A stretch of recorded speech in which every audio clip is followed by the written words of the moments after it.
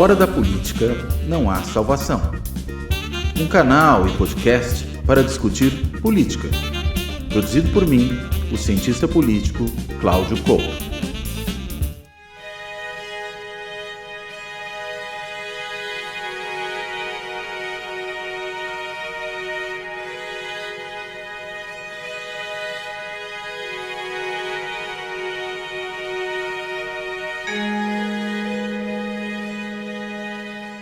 Olá, esse Fora da Política Não Há Salvação, ele é gravado pouco tempo depois do governo do presidente Lula completar 100 dias.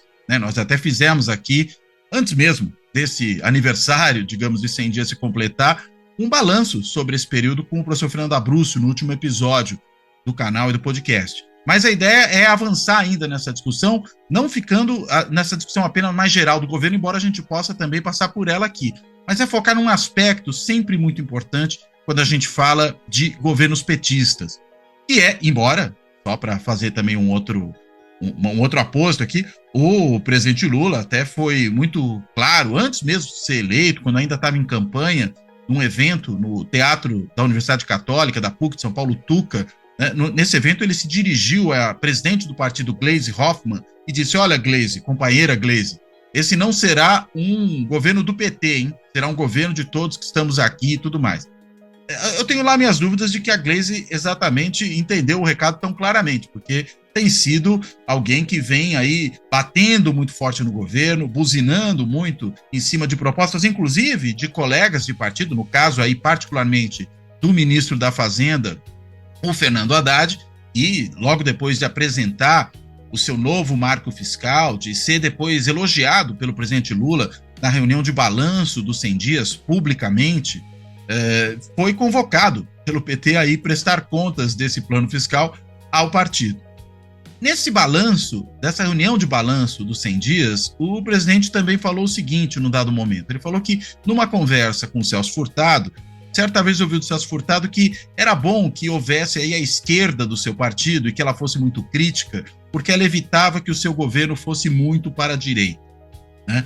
E o Lula falou isso de alguma maneira, entendo eu, talvez tentando aí justificar essas situações de atrito que ocorrem entre membros do partido, né? Membros do partido que não estão necessariamente no governo e aqueles que estão no governo. No caso aí, mais claramente, a presidente do partido, que é uma deputada, mas não ocupa a posição no executivo, né? E o ministro da Fazenda, né? Ela silenciou depois disso, mas um recado chegou ao Fernando Haddad por meio de um outro deputado petista, o Lindbergh Farias, que, por sinal, é casado com a Gleisi Hoffmann e que deu lá uma declaração de que esse novo marco fiscal seria uma espécie de pacto com o demônio, alguma coisa desse tipo. Não é exatamente uma fala muito mansa.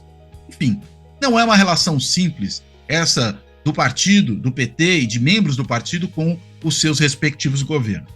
E a ideia é tentar entender, afinal de contas, que relação é essa, né? Como é que ela funciona? Por que ela produz tanto ruído sempre? E para isso, eu convidei um colega que é talvez o principal especialista hoje no estudo do Partido dos Trabalhadores no Brasil. Tem um trabalho excelente publicado sobre isso, né? Um livro que saiu pela editora da Universidade Federal São Carlos e em coedição, com apoio institucional, isso é sempre uma chancela de qualidade importante do trabalho, da FAPESP, né? Da Fundação de Amparo à Pesquisa do Estado de São Paulo. O livro que se chama Dos Sindicatos ao Governo, a Organização Nacional do PT, de 1980 a 2005. Esse colega é o cientista político, professor da Universidade Federal de São Carlos, professor do Programa de Pós-Graduação em Ciência Política da UFSCar, o Pedro Floriano Ribeiro. Eu quero, então, finalizado aqui esse introito, agradecer ao Pedro por ter topado fazer essa conversa, dar as boas-vindas a ele, e vou fazer uma pergunta um pouco, inicialmente, na forma de uma provocação. Ô Pedro, quem tem a Gleisi como aliada, precisa de adversário? Olha, Cláudio, uma ótima pesquisa, viu? Uma ótima pergunta. Primeiro, agradecer o convite, né? A Gleisi, ela, apesar de tudo que ela fala, ela continua sendo aliada, né? Ela faz o papel dela de presidente do partido, né? Do principal partido da coalizão, né? E o que nós vemos agora, né, é uma reedição de uma velha relação que sempre se deu de modo conflituoso e com algum nível de tensão entre o PT e o governo tocado pelo PT. Né? A gente vê isso desde a primeira prefeitura conquistada pelo partido, a prefeitura de Diadema, lá em 1982, tal, quando houve uma tensão muito grande entre o que o partido fazia e o que o partido queria, né, enquanto organização, enquanto estrutura, seus militantes, tal, e aquilo que era possível fazer no governo. Né? Isso aí foi mostrado de modo assim muita competência num livro seu sobre o governo Erundina, né, o desafio de ser governo, né, se não me engano era esse o título do livro, um livro excelente sobre o governo Erundina, né, que também houve uma relação muito tensa entre o partido e o governo Erundina ali assumindo pela primeira vez a esquerda, chegando a a prefeitura de São Paulo, né, no caso. Então, o que isso mostra, de fato, é que o PT é um partido vivo, é um partido que tem uma existência fora das instituições de governo. Né? Porque o que acontece normalmente é que quando o partido elege o presidente, ou em outro nível, elege o governador, elege o prefeito e tal, a sua estrutura não governista fica completamente submetida e submissa a quem está no governo. Né? Por quê? Porque o governo é uma fonte de poder muito importante. E aí eu estou falando do governo num sentido mais geral, que inclui, por exemplo, os parlamentares. Os parlamentares também são fontes de poder muito relevantes. Né? E o partido fica a reboque do governo, da sua bancada parlamentar, etc. Isso acontece com quase todos os partidos e não só no Brasil, isso acontece em todo lugar. A relação com o PT é um pouco mais tensa, porque o PT tem base fora do governo. É um partido que foi criado fora das instituições estatais, né? Isso a gente tem que lembrar, né? Não só o meu trabalho, outros trabalhos sobre o PT mostraram isso, né? Como o partido surge ali com bases sindicais, também com base nas comunidades eclesiais de base, com militantes de esquerda, incluindo ex-guerrilheiros, né, que lutaram contra a ditadura militar, movimento estudantil, movimentos urbanos e rurais, tal, tudo isso ajudou a criar o PT e também alguns poucos parlamentares que participaram da criação do partido. Né? Então, até hoje, o PT é o partido, entre os partidos brasileiros, é aquele que tem a maior base fora de governos. Então, ele é um partido vivo. Né? E quando se chega ao governo, então, isso gera uma tensão. Né? Isso gera uma tensão porque o partido ele tem as suas demandas, ele tem o seu programa, só que nós vivemos num sistema partidário que é multipartidário. Né? Multipartidário e multifragmentado. O sistema partidário brasileiro, segundo alguns rankings, é o sistema mais fragmentado do mundo. Né? Não é só pela existência de 30 partidos, 20 e tantos partidos e tal. Mas é porque muitos partidos conseguem acesso ao parlamento. Né? Não basta a existência. Os Estados Unidos tem mais de 100 partidos, só que só 2 são relevantes. No caso brasileiro, não. A gente tem 20 e tantos partidos, tinha mais de 30 até há pouco tempo, e muitos deles têm acesso. Então, o que acontece? O Congresso é muito fragmentado e o governo precisa ser um governo de coalizão. Né? O PT tem uma bancada que é uma bancada reduzida. Se você soma, mesmo os outros partidos de esquerda, como PCdoB, PSOL, etc., ainda dá pouca coisa, dá no máximo 130 deputados, dependendo da conta que a gente faça. Ou seja, é um governo de coalizão que tem que atender a múltiplos interesses, inclusive interesses de partidos de centro e de partidos de direita que compõem a coalizão do governo do presidente Lula. Né? Então, qual é o cálculo que a Gleisi faz e outros dirigentes do PT fazem? Precisamos puxar o governo para a esquerda, o máximo que a gente conseguir. Né? Então, esses embates, eles são mais ou menos ensaiados. Né? Eles eram esperados e são mais ou menos ensaiados. Eu vejo muito como a Gleisi falando também para a militância, falando para a estrutura, para a máquina do PT, para a máquina que não está no governo, e mostrando, olha, o PT tenta levar o governo mais para a esquerda. Né? E depois saber que o nosso governo não será um governo do PT. É importante, Gleisi Hoffmann, que você que é presidenta saiba. Nós precisamos fazer um governo além do PT. É preciso que a gente coloque nesse governo. Aliás, já fizemos o primeiro. O Meirelles não era do PT. O Meirelles foi eleito o deputado mais votado de Goiás, desistiu do mandato para ser presidente do Banco Central. O Marton Babacho nunca foi do PT, o Celso Amorim nunca foi do PT, o fulano nunca foi do PT, o Miguel Jorge nunca foi do PT. Tem muita gente que nunca foi do PT e participou do meu governo, e vai ser assim. Não será um governo do PT, será um governo do povo brasileiro, além do PT, além do PT. Dessa vez tem sido bem menos traumático do que foi em 2003, né? O pessoal mais jovem, né, não se lembra, mas o Cláudio certamente lembra, que em 2003... Embora seja jovem também, né? Jovem também, jovem, mas com vivência, né? E quando o PT assumiu lá em 2003, no primeiro governo Lula, tentou logo de cara passar uma reforma da Previdência, conseguiu aprovar a reforma da Previdência, tá, em 2003, 2004, foi uma crise imensa no partido, né? O meu livro sobre o PT pega até esse momento, né, esse momento aí do primeiro governo Lula, e isso levou a cisões no partido, uma tendência saíram do PT, né, facções saíram do PT, e formaram, inclusive, o PSOL, né, para ver como essa tensão pode chegar ao ponto de levar a uma cisão na bancada, e deputados saíram do PT, e levaram milhares de militantes e tal, e levou a uma cisão no PT.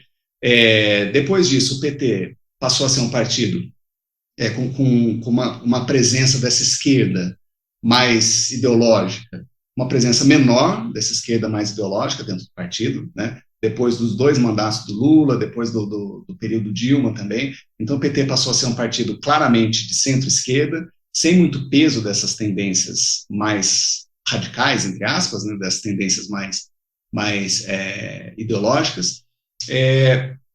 No entanto, continua tendo dentro do partido, continua existindo dentro do partido, vários grupos que têm claramente propostas mais à esquerda daquilo que o governo pode implementar, ou daquilo que o Lula acha que é possível implementar, daquilo que o Haddad, o ministro da Economia, acha que é possível implementar.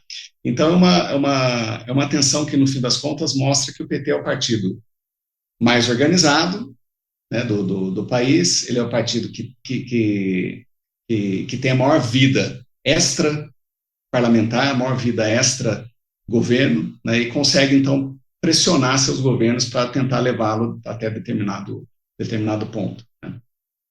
Aliás, você mencionou essa coisa de que é um jogo ensaiado, né? Achei interessante essa ideia.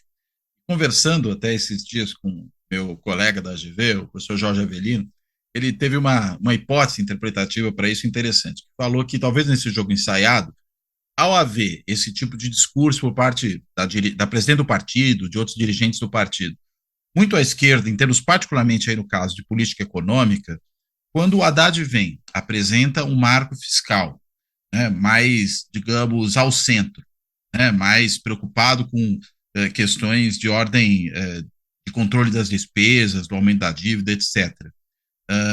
E isso é referendado pelo presidente da República.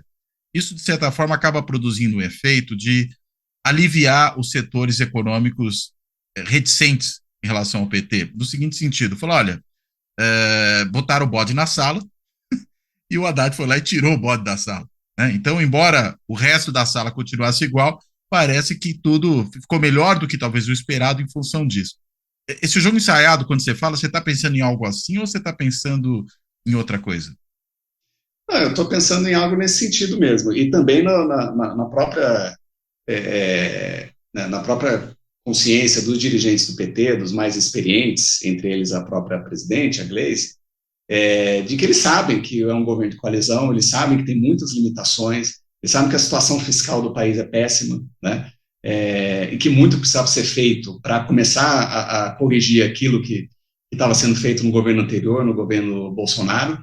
Então, a Gleisi sabe de todos esses constrangimentos, né? Conhece todos esses constrangimentos. Mas é uma tentativa de dizer, olha, o PT não está 100% satisfeito com esse programa, né? Com esse programa econômico, com esse novo arcabouço fiscal, etc. Nós não estamos totalmente satisfeitos e vamos externar nossas reclamações para o ministro. O papel que o Fernando Haddad faz hoje é muito parecido com o papel que o Antônio Palocci fez lá em 2003, né? De novo trazendo esse paralelo, né, com 2003, 2004, né? Quer dizer, é alguém que é aceito pelo mercado, embora o Palocci fosse mais aceito pelo mercado do que o Haddad, mas é alguém que é bem visto pelo mercado e que tenta equilibrar, né, esses interesses, tanto interesses partidários, pensando aí no espectro desde o PSOL, chegando até os parlamentares mais à direita no Congresso que estão na base do governo, interesses partidários, mas também interesses sociais, né, do empresariado, dos sindicatos. Então, quando o Lula dá o aval dele publicamente ao ministro, né, ao Fernando Haddad, é porque o Lula sabe o peso que o aval dele tem em equilibrar todas essas forças, né? Só ele é capaz de, ao dar esse aval, fazer com que todas as forças fiquem mais ou menos em equilíbrio, esperando o que vai ser feito pelo governo em vários campos, e aí, em particular, no campo econômico, né? Mas o que também eu acho interessante, Cláudio, é que assim, o PT, mesmo sendo um partido muito, muito vivo, muito organizado, muito forte, né, é o partido que estrutura o jogo político no Brasil, né, ele não tem assim, um programa muito bem acabado do que fazer em termos da economia, né? Nunca teve, para falar a verdade. Então, assim, você tem ali muita construção teórica, muito debate e tal, mas a hora que chega na implementação das políticas mesmo, nesse aspecto de economia, né, parece que está sempre trocando pneu com um carro em movimento, né? Então, o Haddad foi fazendo ali, não é só da cabeça dele, ele tem uma equipe, né, que foi construindo essas novas regras, essa nova estrutura fiscal, mas eu fico impressionado como isso muitas vezes está desconectado do que o PT estava pensando ou propondo, né, que deveria ser feito, né? Isso mostra que a própria construção assim de construção mais teórica, digamos assim, de políticas públicas do PT, ela em alguns pontos ela avançou muito mais do que em outros, né? Nesse ponto da economia, eu não vejo o PT, a gente pode olhar nos programas partidários do partido, né, na eleição de 22 e nas eleições anteriores, os programas nunca foram lá muito, muito sofisticados, né? Isso diminui um pouco a força da Gleisi, a força do partido, né, em querer impor sua agenda, né? O partido não tem esse programa tão bem acabado, assim, tão bem estruturado, né? Então isso deixa uma margem de manobra um pouco maior para o Haddad. Se fosse outro ministro, a mesma coisa, né? Mas ainda mais um ministro que é completamente avalizado pelo presidente Lula, né? Então acho que essa é uma outra questão interessante aí para a gente pensar.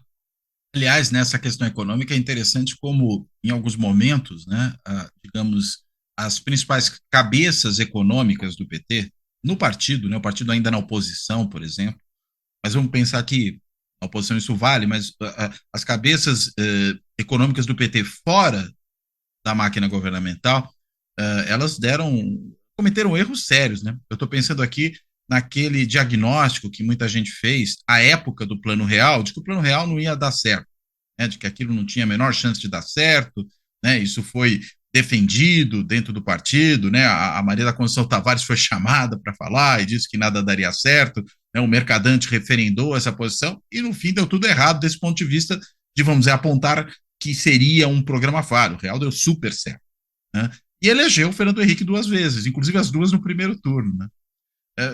Por que essa dificuldade, hein, de ter um programa econômico que, no mínimo, faça sentido, um pensamento econômico dentro do partido que dê conta dos problemas reais? Olha, é uma boa pergunta, Cláudio. Eu não teria uma resposta assim, tão boa quanto a pergunta, mas eu vejo que tem uma desconexão entre as elaborações teóricas que são deixadas para determinados grupos dentro do PT, né? Você vê as elaborações que são feitas dentro da Fundação Perseu Abramo, por exemplo, tal. Então você tem ali muitos dirigentes, muitos intelectuais que tentam construir ali alguns programas e tal, e parece que isso não conversa muito com o pessoal que vai pôr a mão na massa, né? Então eu acho que é uma certa divisão de trabalho dentro do PT e dentro dos partidos social-democratas. Isso aconteceu muito, né? Você pega a social-democracia na Alemanha, o Partido Socialista francês, né, o Partido Socialista espanhol, tem uma certa divisão de trabalho aí entre quem pensa, né, quem pensa no sentido de vamos elaborar programas e tal, e políticas, o nosso programa é esse, etc., e quem está disputando eleição, quem tem voto, né? E aí, a hora que você tem a bancada eleita, elege o governador, elege o presidente, parece que esses grupos não conversam muito. Essas elaborações teóricas não chegam para quem vai fazer a implementação, para quem tem que fazer o projeto de lei ou a medida provisória, né? Então, o arcabouço fiscal vai vir por medida provisória e vários outros programas, tal, e isso não tem praticamente qualquer conexão com o que foi discutido antes pelo partido, né? Também isso acontece em cenários em que o partido não é o governo sozinho, né? Aquilo que eu falei no começo, né? Não adianta o PT querer implantar seu programa, porque é um governo de coalizão, em que o PT é bastante minoritário. Então, esse equilíbrio precisa ser feito e fica sempre nessa questão, né? E nós vimos nos últimos anos como um Congresso insatisfeito pode atrapalhar o Executivo, né? Até o ponto de fazer um impeachment. Então, o Lula não quer perder uma base, ele precisa de uma base minimamente confiável, né, para não sofrer o risco de qualquer solavanco na economia ou qualquer escândalo político ele ser ameaçado com um impeachment. Então, ele não pode empurrar muito o programa para aquilo que o PT quer, porque tem outros partidos que não querem isso, né? Então, essa é um equilíbrio que o executivo precisa nessa relação com o legislativo, né, em sistema muito fragmentado como o brasileiro. Aliás, interessante, né? Você falou essa coisa de que os dois grupos não se conversam, né? Digamos, os ideólogos econômicos partidários e quem vai depois estar no governo. Tanto que a gente muitas vezes vê, tudo bem, o ministro pode ser do PT, mas a equipe, né, do Ministério responsável pela Economia, Fazenda, ou que nome esse ministério vier a ter, geralmente não é, né? Do PT. É do mercado. Do mercado, ou, sei lá, da academia, quando muito, né?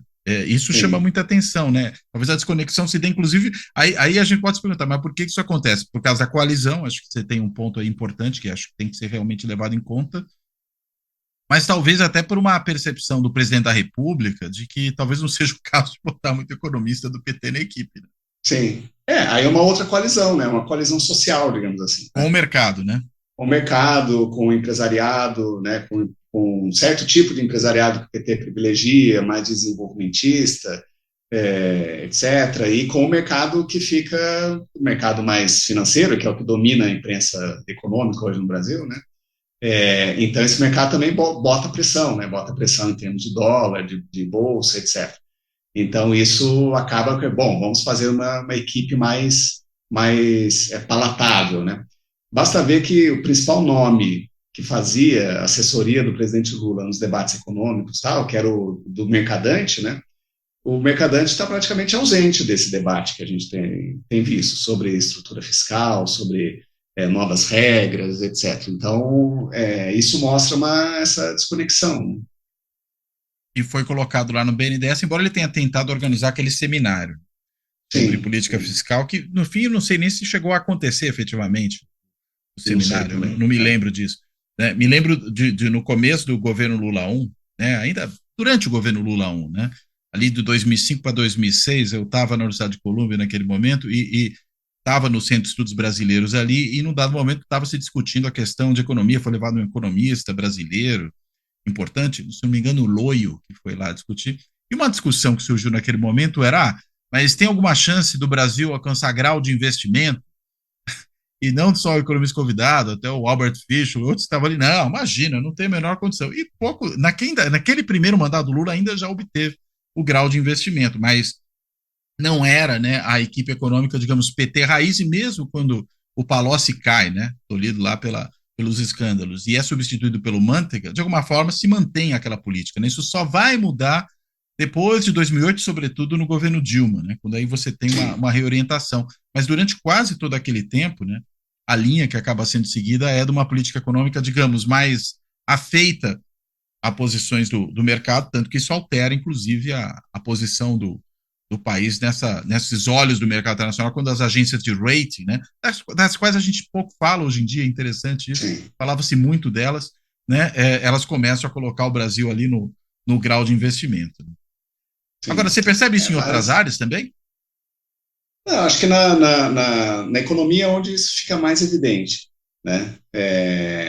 Agora, em outras, nas políticas mais setoriais, digamos assim, algumas delas eu vejo também, né? Nas políticas de direitos humanos, de garantia de direitos de minorias, tal, também a gente vê uma tensão muito evidente, né? Porque o PT claramente tem posições bem mais avançadas, né, nessas questões, bem mais progressistas, quando comparado ao eleitor médio, né? E a média ou a mediana aí da sociedade, né?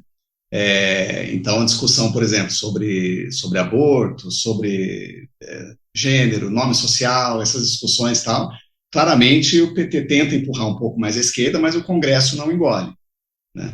Não engole porque é um Congresso claramente conservador. E tem algo que a gente tem que lembrar, tanto para as questões econômicas como para esses temas setoriais, que é que tipo de eleição que a gente saiu, né, em 2022. Então, foi uma eleição muito, muito dividida, né? Todo mundo já falou sobre isso, né? É muito diferente de quando o Lula ganhou lá em 2003, né? Quando ele ganhou em 2003, claramente tinha uma maioria ali social muito evidente a favor do Lula, tal, e isso incluía o grosso do empresariado brasileiro e tal. Claro que havia ali alguns sentimentos também, alguma resistência, algum antipetismo e tal, mas nada parecido com o que a gente viu nas últimas eleições, né? Em que o Congresso é claramente conservador, é mais conservador do que aquele Congresso eleito em 2002, né?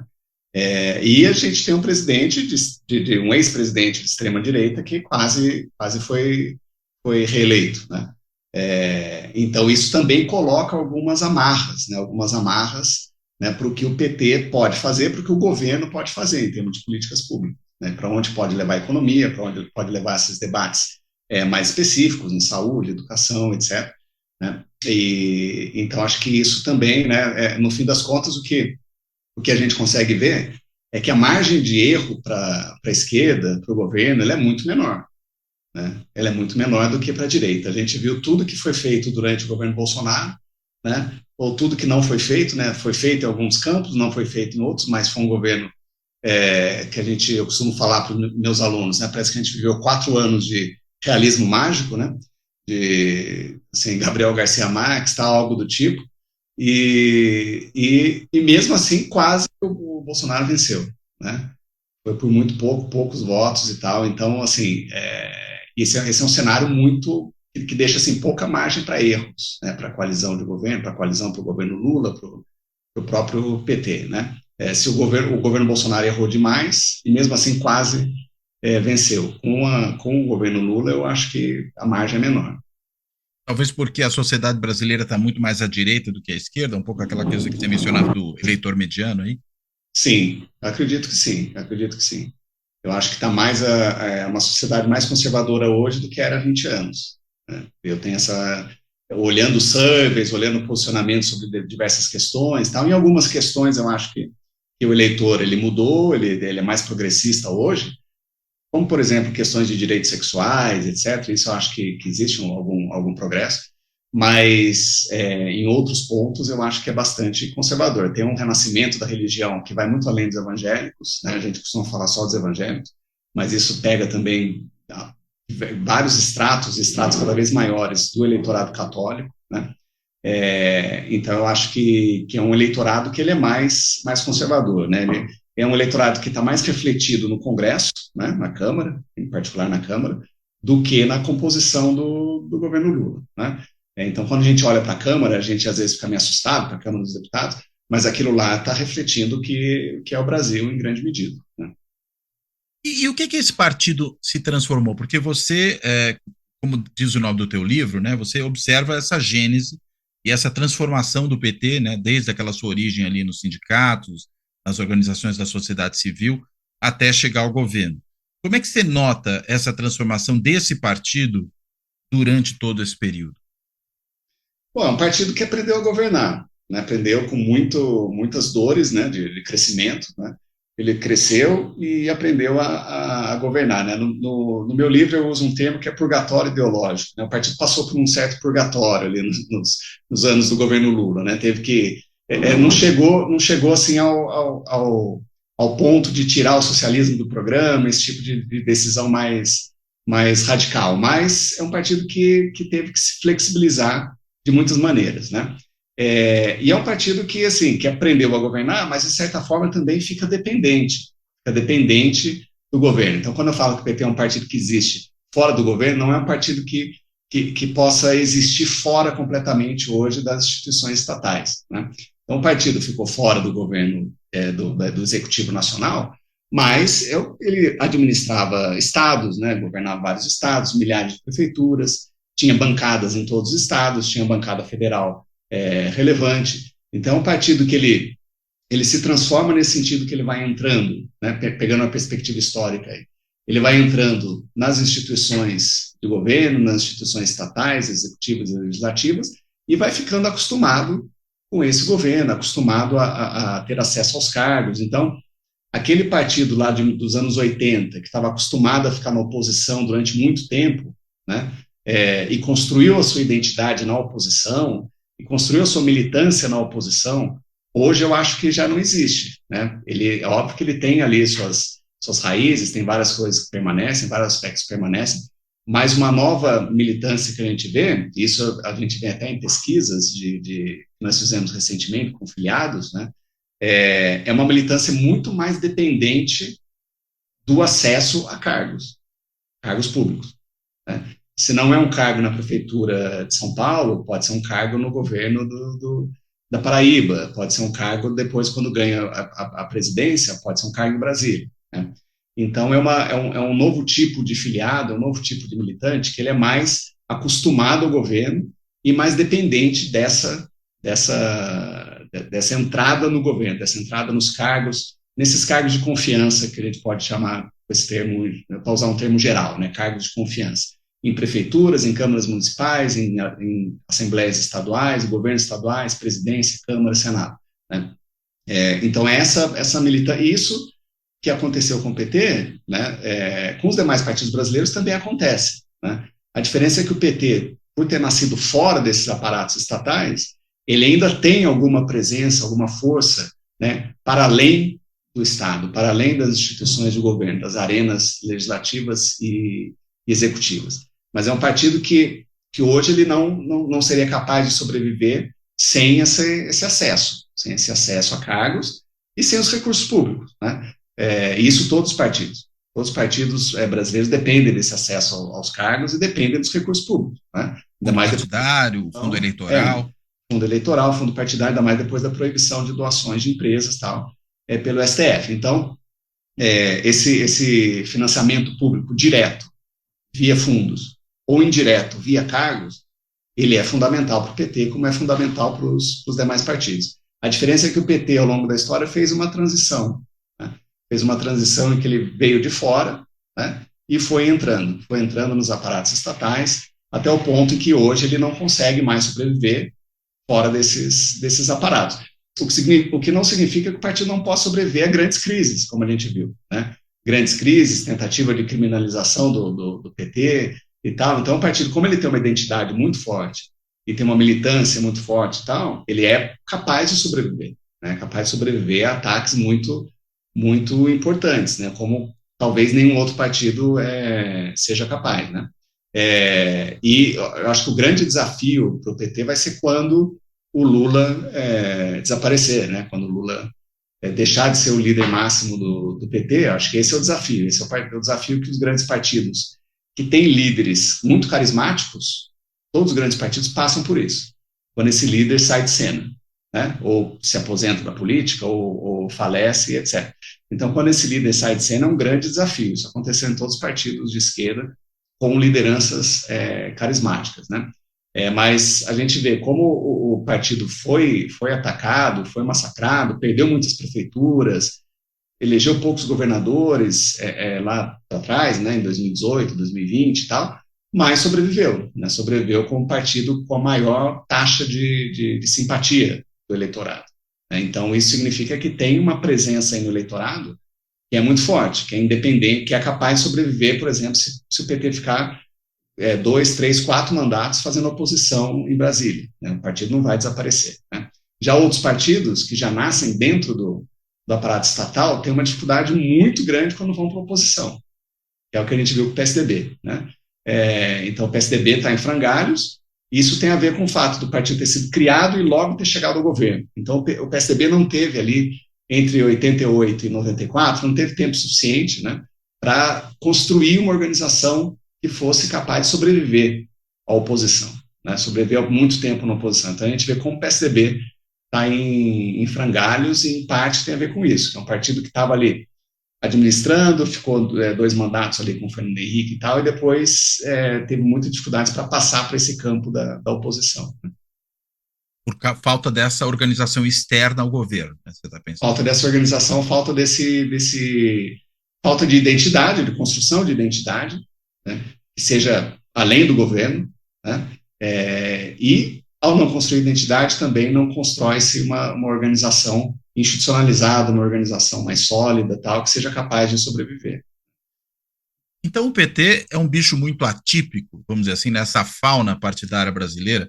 Estou pensando não só na questão da identificação partidária, né, que sempre aparece mais alta do PT em comparação aos outros, mesmo quando ele teve essa crise, e agora, né, de uns anos para cá, depois, vamos dizer, superada a crise, a reabilitação política do Lula, a reabilitação política e eleitoral, né, jurídica dele também, o PT volta a crescer em identificação partidária.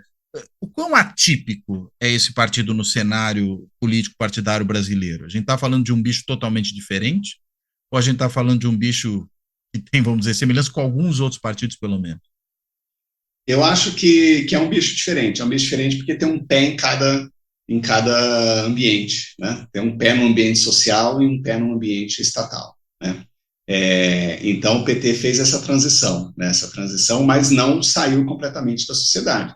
Ainda é o partido com maior presença no movimento sindical, ainda é o partido com maior presença nos movimentos sociais urbanos. Então isso faz com que o PT tenha essa dupla, eu não chamaria de dupla personalidade, né? É mais assim um anfíbio, né? Um anfíbio é capaz de ficar na água e na terra, né? Então ele consegue deixar um partido anfíbio, né? Ele consegue ficar com um pé em cada arena, né? Coisas que os outros partidos têm muita dificuldade no Brasil. Eles estão, como todos os grandes demais partidos, já nasceram dentro do aparato estatal, nasceram nas bancadas, né? Foram cisões de deputados, cisões de senadores, etc. Isso desde o MDB, passando pela Arena, que depois vira PFL, PP, etc. Né? Eles já não têm tanta presença, tanto enraizamento social, como o PT tem, né? Então o PT ele é diferente nesse sentido, né? Ele se torna mais parecido com os demais por essa entrada no aparato estatal, né? E por saber jogar o jogo, né? O PT não é um partido revolucionário, não é um partido radical. Ele joga o jogo institucional, joga o jogo parlamentar, das relações executivo-legislativo, em Brasília, nos estados, nos municípios, mas ele tem presença social importante, né? Tem raiz social, né? E essa raiz que faz a força dele em momentos de dificuldade também, né? Quando o PT estava no pior momento, se não me engano, nunca caiu, a identificação, posso estar falando besteira, mas nunca caiu abaixo de 15%, se eu não me engano, né? O que é significativo, né? O partido sendo atacado, com o Lula preso, falava-se em fechar... da Dilma, né? Falava-se em impeachment, falava-se em fechar o partido, porque tinha recebido doações, e Odebrecht, não sei o quê, e acho que nunca caiu abaixo de 15%, então isso mostra uma resiliência muito importante, né? 15% de identificação é bastante em qualquer lugar, ainda mais no Brasil, que tem pouca tradição de identificação partidária, né? Então, se a gente quer comparar o que aconteceu com o PT, o que acontece, eu acho que a gente tem que olhar mais para fora, para outros casos de partidos social-democratas que também foram criados na oposição, foram criados fazendo oposição a ditaduras, né? Foram construídos junto com a construção democrática, né? Como a social-democracia na Espanha, né? O Partido Socialista, como o PSOE, né? Como a social-democracia alemã. Eu acho que aí a gente tem vários paralelos, o que aconteceu com o PT e esses partidos que ainda são partidos muito, muito fortes, né? Muito fortes, porque também tem uma base ali que vai além do aparato estatal, né? Aliás, os dois que você lembrou, por sinal, estão no governo nesse momento, né? PSOE e o SPD, né? Sim. O SPD passou por maus momentos, né? Fez uma grande aliança com a CDU, né? Isso é ruim para a identidade do partido, porque fica ali, né? Ele fez uma aliança com a CDU, né? Que era seu grande opositor. Isso é ruim em termos de identidade do partido, né? Como se o PT tivesse feito há um tempo uma aliança com o PSDB, né, para governar. Então era uma grande oposição eleitoral, né? Mas são partidos que têm essa trajetória mais longa, né? Tanto os socialistas espanhóis quanto os alemães, que têm uma trajetória secular, né? Mas que, no fim das contas, se você olhar, é uma trajetória que o PT também passou, com base sindical muito forte, nascendo fora do aparato estatal e depois fazendo esse caminho em direção ao Estado, né? Em direção às arenas executivas e legislativas, né? O filhote do PT como PSOL, né? Você mencionou lá o caso dos radicais. Eu falo radicais porque eles eram chamados assim na época, né? Lá em 2003, os radicais do PT, né? E a Heloísa Helena, o deputado Babá, enfim, tinha algumas outras figuras ali que saíram do PT naquele momento, foram depois fundar o PSOL. E o PSOL é um partido, vamos dizer, que, digamos, sai dessa costela petista, né? Como é que você enxerga esses partidos do ponto de vista dessa lógica? Pensando, por exemplo, no caso do Rio de Janeiro, né? O PSOL é muito mais forte hoje que o PT no Rio de Janeiro, né? O PSOL tem uma prefeitura importante, como a prefeitura de Belém, já governou o estado do Pará, né? Não, desculpa, o estado do Pará não. O estado do Pará foi o PT mesmo, mas a prefeitura de Belém hoje é governada pelo PSOL. O Boulos vai concorrer à prefeitura de São Paulo, tem uma grande chance de ser eleito. Como é que você enxerga o PSOL dentro dessa lógica? Porque às vezes eu olho o PSOL e lembro o PT dos anos 80, ainda que com novas pautas que não existiam, não eram tão importantes nos anos 80, e agora estão postas aí de forma muito forte no PSOL, até mais do que no PT. Mas como é que você enxerga? Ele é também um pouco esse anfíbio, ou você o vê ainda mais, digamos, menos como sapo e mais como girino, ou eventualmente mais como réptil do que como anfíbio? Como é que você enxerga isso? O pessoal mantém algum grau assim de pureza maior, né? Pureza entre aspas, né? Eu acho que o PSOL é um processo muito diferente, né? Em relação ao PT, né? Porque ele é um partido que nasce já dentro da Câmara dos Deputados, né? Um partido que nasce de uma cisão parlamentar. Existe espaço para um partido como o PSOL? Eu acho que existe no sistema partidário, ou seja, um partido que está à esquerda do PT, né? Um partido que não é revolucionário também, como a gente vê o PSTU, o PCO. Então o PSOL não tem esse nível de radicalismo, digamos assim, né? É um partido que joga o jogo parlamentar, joga o jogo institucional, mas que tem claramente pautas que estão à esquerda do seu partido-mãe, né? À esquerda do PT, né? Então tem um espaço aí. E tem também um espaço nisso que você falou, Cláudio, que é uma certa divisão de tarefas aí, ou divisão de agenda, entre o que ficou mais com o PT e o que ficou mais com o PSOL. Então, a política de identidades, claramente, ela é privilegiada pelo PSOL, né? O identitarismo e políticas para as minorias, né? Então, é algo que dentro do PT existe alguma resistência, talvez mais da velha guarda, tem uma resistência a essas questões, né? Um desinteresse, talvez. O desinteresse, acha que isso pode fragmentar a base, pode fragmentar porque o mais importante é olhar a inclusão social geral da população e não a gente ficar fragmentando. Então você ouve muito isso da velha guarda, que tem ainda uma coisa mais assim dos velhos comunistas, né? Os partidos comunistas têm uma resistência também a essa política de identidades, né? Isso ficou mais com o PSOL, né? E o PT deixou um pouco para lá nessas questões. Mas o PSOL nunca vai ter, por exemplo, a base sindical que o PT tem, né? E que o PT teve lá na criação. Então, nesse sentido, é um partido que tem menos base, né? Menos base de massa do que o PT. O PSOL tem base social também, tem raiz, mas mais no movimento estudantil, mais nas universidades, intelectuais, né? Os movimentos de identidade, de política de identidade e tal. Que é diferente do tipo de base social que o PT tem, né? É uma base ali mais da CUT, né? Uma base mais de massa mesmo, de massa no sentido de que é mais gente, no fim das contas, né? E que atrai mais votos e tal. Então, acho que houve aí uma divisão de agenda, né? Uma divisão de agenda, e se a gente for mais longe, né, tem algo que tem uma política social, tem uma agenda que o PT nunca deu muita importância, que foram as questões rurais, né? Se você olhar a trajetória do PT, a Secretaria de Políticas Rurais tal, nunca foi forte do PT, né? O PT foi deixando isso meio de lado. O PT era um partido eminentemente urbano, né? E essas questões rurais, se você for ver, o PT meio que terceirizou também, né? Em parte é o MST que leva adiante alguma política na qual o PT acredita, né? Como de agricultura familiar, cooperativismo, etc., né? Então o PT nunca foi forte nisso. Então a gente vê uma divisão aí de tarefas, ou uma divisão de agenda, como a gente quiser, entre essas três instituições, né? Essas três organizações, né? Interessante isso, né? Quer dizer, é verdade, né? Embora o PT seja sempre, vamos dizer, cobrado pelas ações do MST, né? Sobretudo quando você tem governos petistas, até num debate, né? O Lula foi cobrado diretamente sobre o MST, falou, não, o MST é muito diferente disso que você está falando. Lembrou da questão da agricultura familiar, da agricultura orgânica, né? Esse tipo de coisa que o MST estava trabalhando, né?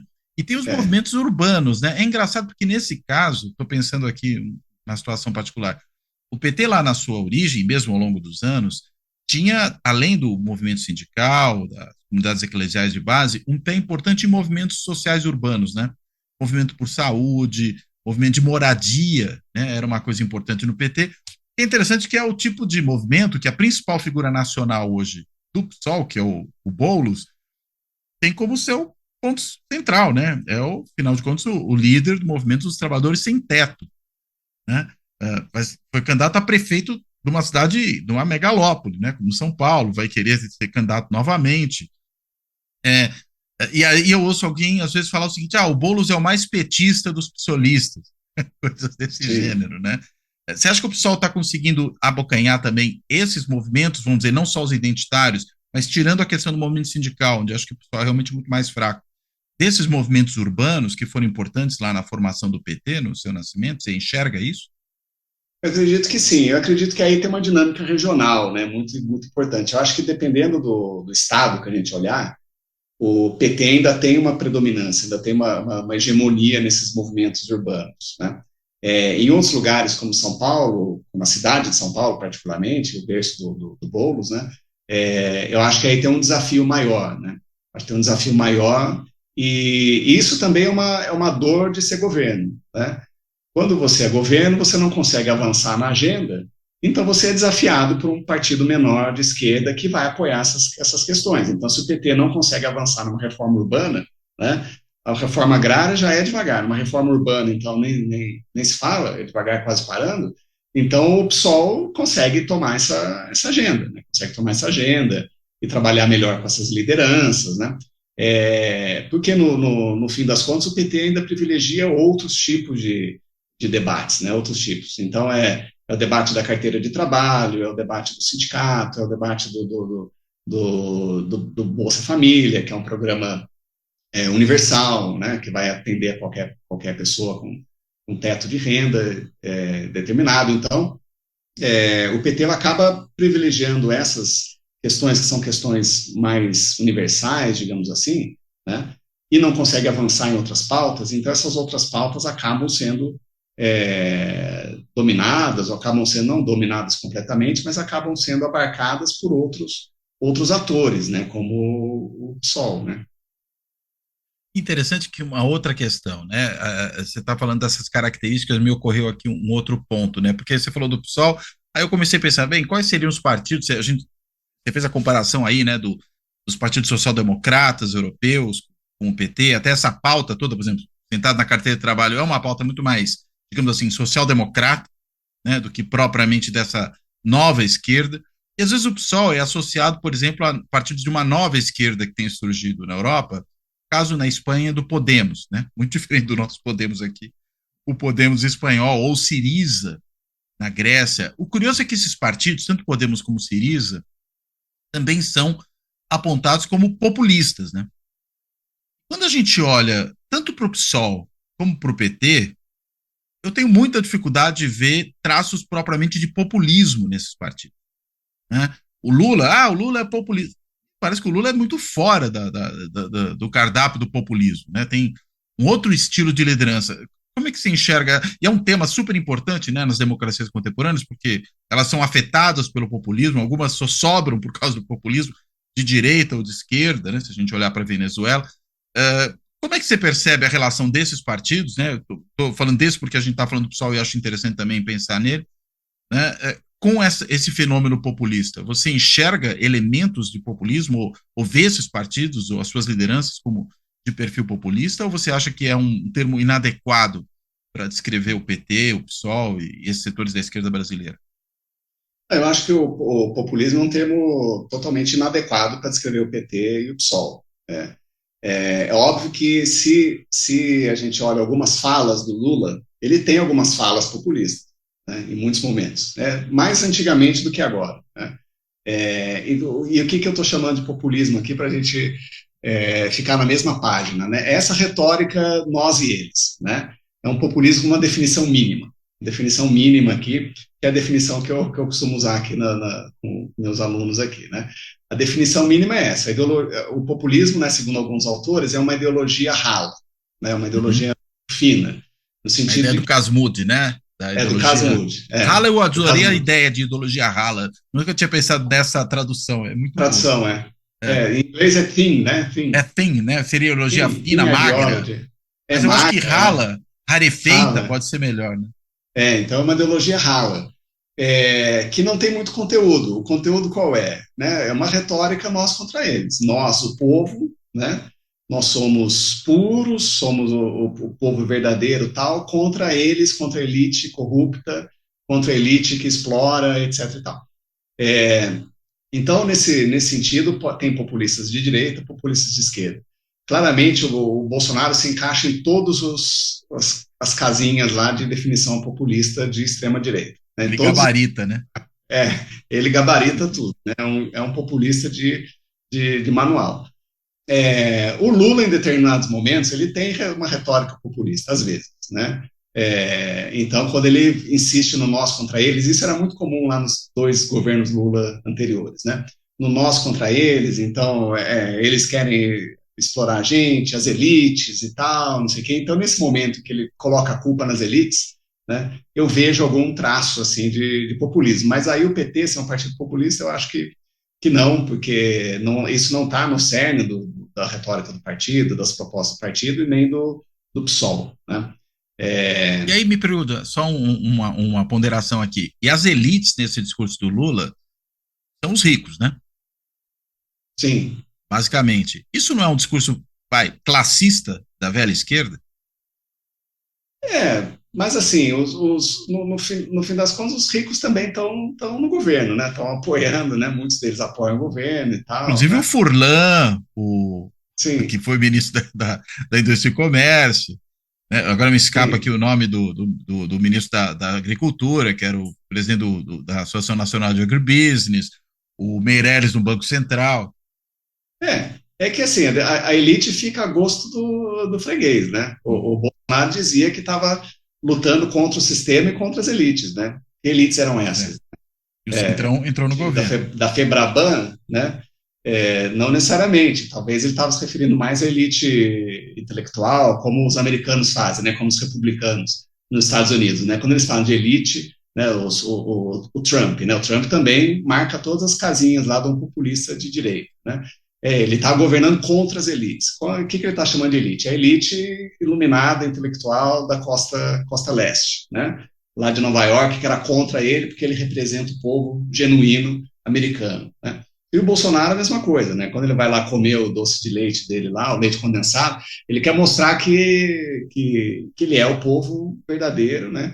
E que está sendo massacrado pelo sistema, massacrado pelas elites, porque ele é religioso, porque ele é isso, tal. Então, o conteúdo de elite depende de quem está falando, no fim das contas, né? Mas é claro, quando o Lula vai e fala contra as elites econômicas, tal, tem aí um fundo de classe, né? Tem um fundo aí de uma interpretação mais ou menos classista, né? Da realidade, né? Mas é mais uma retórica, às vezes é para desviar a atenção de alguma coisa, entendeu? De alguma coisa que não está dando certo, então já, né, a gente culpa as elites, culpa o Banco Central, né, o presidente do Banco Central, e aí vai. É o bode expiatório, né? É o bode expiatório, E no caso do PSOL? O PSOL tem nem líder carismático exatamente o PSOL tem, talvez o Boulos venha a ser, mas... Que é uma característica comum, né, aos partidos que têm uma liderança populista. Sim, sim. Não, o PSOL tem uma visão, acho que muito mais, tanto o PSOL como o PT, mas assim, muito mais pluralista, né, que seria quase que o oposto do populismo, né? O pluralismo, para alguns teóricos, ele é o oposto do populismo. Por quê? Porque ele não vê esse nós e eles, né? Ele vê muitos nós, né? O pluralismo vê muitos. Então, o PSOL, quando ele... no cerne do PSOL hoje está essa política de identidades, e essa política de identidades é uma política claramente pluralista, que segmenta, né, a sociedade, e dizendo que grupos específicos têm direitos específicos, têm acesso a certas políticas, etc., e a política do reconhecimento, né? Tudo isso aí se opõe completamente a uma definição de nós, o povo, né? Não é nós, o povo, não existe nós, o povo, né? Existem diversos povos, né, digamos assim, né? Existem diversos grupos, né? E esses grupos devem ter acesso a políticas sociais, etc., devem ser reconhecidos como tais, como ter direito à existência, ter direito a pertencimento, né? Então isso é completamente diferente de você falar numa política de nós e eles, né? Nós, o povo, porque essa ideia de nós, o povo, sempre coloca o povo como uma massa, né? Uma massa meio disforme. Então, nessa massa disforme, o indivíduo ele some, né? O indivíduo ele desaparece, não tem, você fala menos de direitos individuais e mais no direito do suposto povo que você representa, né? Que você, o líder populista, estaria representando, né? Então, acho que é muito diferente do que o PSOL pratica. Muito bem. Pedro, brigadíssimo por essa conversa, super interessante, super esclarecedora. E eu te devolvo aí a palavra para duas coisas, né? Para você, enfim, se ainda tiver algum ponto que você acha que a gente deveria ter tocado, que acabou passando por ele para você poder tratar, e para fazer aí a sua amarração final, por favor. Não, obrigado, Cláudio. Eu que agradeço pela conversa. Acho que foi muito, muito legal. Não, eu acho que o que a gente tem que prestar atenção assim nos próximos tempos, né, nesse ano, no ano seguinte, é o que, assim, qual vai ser, no fim das contas, a marca desse governo, né, desse governo Lula. Eu acho que isso é muito importante, construir alguma marca, né, pensando para os próximos anos. Não basta simplesmente interromper aquilo que estava sendo feito de errado, sabe, pelo governo Bolsonaro. Eu acho que o PT precisaria empurrar para algo além disso, tá? Interromper o que estava sendo desastrosamente feito era importante, era o mais urgente, né? Rever políticas também é importante, mas precisa de algo, um vetor positivo, né? Eu acho que isso que o PT deveria empurrar, que o governo deveria empurrar, e que nós, como analistas, a gente fica curioso para saber qual é a proposta num vetor mais positivo, né? E que não seja simplesmente rever antigas políticas também, né? Reativar o Bolsa Família, mudando de novo de auxílio para Brasil para Bolsa Família, continuar algumas políticas que tinham sido desfeitas. Eu acho que precisa, eu acho que nós temos hoje novos problemas, né, novas questões, que muitas delas o PT está olhando com antigas lentes, né? Como, por exemplo, a questão dos trabalhadores por plataforma, né, dos motoristas de aplicativos, esse tipo de coisa, que o PT e o Lula na campanha disseram que iam fazer alguma coisa, mas ainda não está aparecendo nada de muito concreto para lidar com essa nova realidade. Então, se a gente tem mudanças tão rápidas acontecendo, o governo precisa olhar para essas mudanças, para um novo contexto, novas realidades, e fazer novas políticas. Então, o que a gente torce é um pouco por isso. Acho que esses 100 primeiros dias, de qualquer jeito, eram dias de... Talvez ele devesse ter falado isso logo no começo, né? Iam ser dias de reorganização, né? Sim. Talvez a partir de agora, né, possa-se começar a pensar em algum tipo de marca nova. Porque realmente, né? E mesmo se a gente pensar no caso do Congresso, né? O Congresso até agora que vai começar a funcionar, né? Sim. A gente já está em abril e não houve praticamente nenhum tipo de decisão no Congresso Nacional que seja uma decisão importante em termos de uma agenda legislativa, né? E se o Executivo não impulsionar essa agenda, não vai, né? Não vai. A gente sabe, se o Executivo não tiver agenda, o Congresso fica tocando ali o barco, né, meio à deriva, né? Então o Executivo precisa ter uma agenda, precisa colocar essa agenda para funcionar. Fica na base do que a gente viu nesses últimos anos, né? Sim. E governo congressual aí que quem apitava, né? Muito bem. Sim. Bem, brigadíssimo, Pedro. reiterando aqui, agradecimento pela essa conversa muito boa. Quero, enfim, além de agradecer ao Pedro, terminar aqui agradecendo a todas e a todos que têm acompanhado o Fora da Política Não Há Salvação, seja no canal do YouTube, seja aí nas mais de 20 plataformas de podcast em que ele está disponível. E, claro, também agradecer a todas e a todos que têm também apoiado o projeto do canal pelos vários meios em que é possível fazer isso, né? Pode ser por meio do botãozinho lá, do coraçãozinho, no canal do YouTube do Valeu Demais, que permite uma contribuição pontual. Pode ser se tornando membro do Clube dos Canais, que permite uma contribuição aí continuada ao longo do tempo, ou de forma parecida, fazendo uma assinatura no site de financiamento coletivo benfeitoria.com. Quem for lá em benfeitoria.com/apoio Fora da Política Não Há Salvação vai encontrar aí o projeto para poder apoiar o canal, ou ainda, né, fazendo, a gente tem optado aí por essa outra alternativa, fazendo um Pix pro Pix do canal, né? A chave do Pix do canal é a mesma que permite também enviar um e-mail para quem quiser mandar sugestões, críticas, considerações, etc. Que é contato@foradapoliticanãohasalvação.info. Eu vou repetir aqui, contato@foradapoliticanãohasalvação.info. Bem, então, de tudo isso, eu reitero aí meu agradecimento ao Pedro, me despeço dele, me despeço de todo mundo aqui que nos acompanha. Até a próxima.